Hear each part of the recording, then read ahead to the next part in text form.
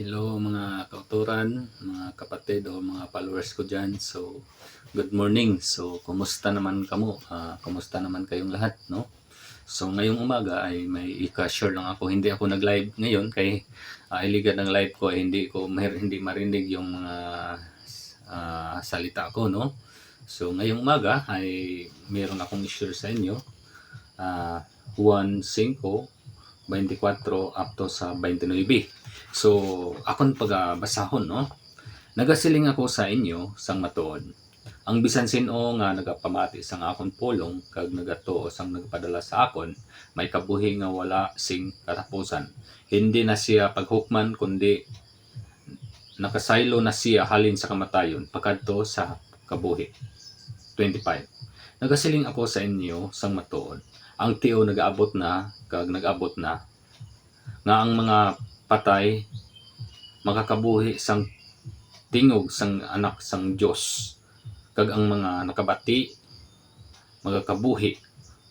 26. Subong nga ang amay gid amo ang kinahalinan sang kabuhi sa amo man nga bagay ginhimo niya nga ang anak nagagikanan sang kabuhi. 27. Kag ginhatag niya sa anak ang awtoridad sa paghukom tungod kay siya amo ang anak sang tao. Hindi kamo magatingala sini kay mag-aabot ang tion na ang tanan nga mga patay makabati sang iya tingog. 29. Kag nagagwa sila sa ila mga lubnganan. Ang mga nagahimo sang maayo pagabanhaon kag magakabuhi kag ang mga nagahimo sang malaot pagabanawon kag pagasilutan. So, grabe, napaka-clear talaga ang salita ng Diyos, no? So, si Jesus ang nagasiling sini, no? Nagasiling si Jesus nga kinahanglan gid na magapati kita sa pulong sa Diyos. Nagapati kay Jesus Christ nga halin siya sa Amay, no? Kay kung magapati kita, hindi na kita mamatay, kundi magkakabuhi na kita, no? So, mga kauturan, hallelujah. So, mag-aabot ang tion nga ang mga patay mubangon sa lubnganan, makabati sa tingog ni Kristo. Sa iyang pagbalik na ini, no? Makabanhaon niya, no? Ang nagahimo sang mayo, pagabanhaon niya. Tapos ang nagahimo sang malaot, pagabanhaon niya apan pagasilutan. So amo ni ang kabuhi. Duha ka klase ng kabuhi ang aton destination.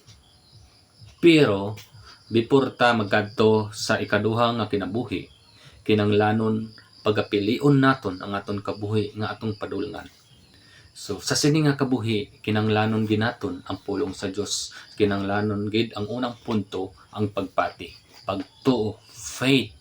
Kinanglanon ginaton ini para mas makuha nato ang kasiguruhan sa kabuhi. Magkaroon tayo ng eternal life. Tapos hindi na kita masilutan kung ang imong pagtuo sa Ginoo, sigurado. But nagasiling ang pulong sa Ginoo, faith without action is dead. Kailangan talaga ang pagtuo may buhat. Kinanglan yung pagtuo mo, ipakita mo talaga na ikaw ay sincero nga nagatuo, nagapati sa Dios. Kay tungod kinanglanon, no? Ang ikalawa nga punto, ang pagbuhat nga matarong. Ang pagbuhat nga matarong ay napaka-importante po kasi sa huling araw ay hindi na kita masilutan, no? Pagabanhawon kita, kahit mamatay man kita, ilubong kita sa mentere, apan pagdating ng panahon, magbangon kita, mabuhi kita ulit. Makadungog ta sa pulong, makadungog ta sa tingog sa anak sa Dios, amo si Kristo Jesus. So pagkabanahon kita at hindi na kita pagasilutan. So adunay silot sa mga tao nga nagabuhat o mga malaot. No, amo ni mga kapatid ang katulong punto ang pagbuhat o ang paglikay sa pagbuhat nga malaot, no? Amo na ang ika-3 punto nga likayan ginaton ang mga malaot nga mga buhat tungod kay padulngan ka na sa paghukmanan. Bisan mamatay ka, pag after mo patay, banhawon ka sa Ginoo, mabuhi ka ulit, pero adunay silot, no? ang Ginoo nagabuhat og impierno ug ang langit, ang impierno para lang sa mga tawo nga malaot para kay ni Satanas. Pero si Satanas ginatintal niya ang mga tao para magbuhat nga dili maayo, para magbuhat og malaot. Amo nang kalipay ni Satanas. So iwasan naton ang hindi maayo nga mga buhat. 3 punto lang ang pagdalon ko ngayong umaga. Una, faith, no? I-prove ginaton ang faith kailangan with action. Amo nang unang punto, faith with action, kasi faith without action is dead man. So patay ang imong pagtuo, sayang ang imong pagtuo kung walang action. Kailangan ipakita mo talaga, kailangan may action ka talaga para buhay ang pagtuo mo sa Diyos, kasi sayang naman.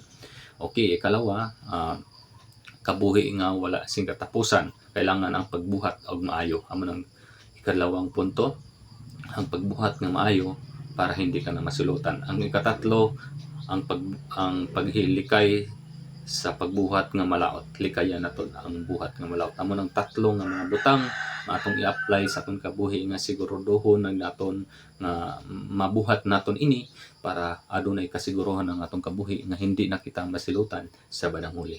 So dito lang nagtatapos. Huwag kang kalimutan ang verse natin ngayon, sinashare natin ang Juan 5:24 up to 29.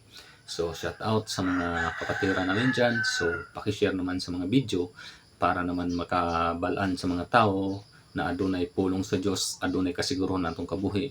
Bisan mamatay ka, mabuhay ka ulit, pagkabanhawon kita tanan, malaot man or maayo, pero adunay kalahian ang kabuhi. Kailangan pagpilion naton samtang wala pa ta namatay, pilion naton ang pagbuhat ug maayo ug likayan naton ang hindi maayo, likayan naton ang malaot ng mga butang. So karon lang nagtatapos ang akon mga mensahe at magpuri ako. Balang Diyos na nasa langit, I pray, kung sino man nagkapanood nito, Ginoo, hallelujah Lord, proteksyonan mo sila, Panginoon, sa lahat ng mga katalagman, sa lahat. Lord God, ibindo sa mga estudyante, Panginoon, i-bless mo siya, proteksyonan mo siya daily na travel nila, Panginoon. Adlaw-adlaw nga pag-travel, proteksyonan mo ang lahat ng mga workers, hallelujah. Bigyan mo sila ng bagong lakas, Panginoon. Proteksyonan mo at i-promote mo ang lahat ng nagtatrabaho, Lord. Ibendo sa mga businessman, Lord, hallelujah. Pagpala mo sila, i-promote mo yung business nila, Panginoon, na hindi talaga malulugi. I declare in the name of Jesus, walang posible sa inyo, Panginoon. I pray, Panginoon, sa mga tao na masakiton, I declare complete healing. Kung naniniwala lang sila, Panginoon, sa prayer, there is power. I declare in the name of Jesus, madula ang nila sakit. In the name of Jesus Christ. Lord, tanan gid nga sakit, Panginoon, madula na gid. In the name of Jesus Christ. Lord God, sa sini nga pulong, hindi gid malipatan o matisok sa ilang tagipusoon o magkinabuhi kami suno sa imong kabubuton, Lord. Dalayawan ang iyong pangalan, and God bless mga kapatid. Huwag kalimutan i-share, like, follow, and God bless.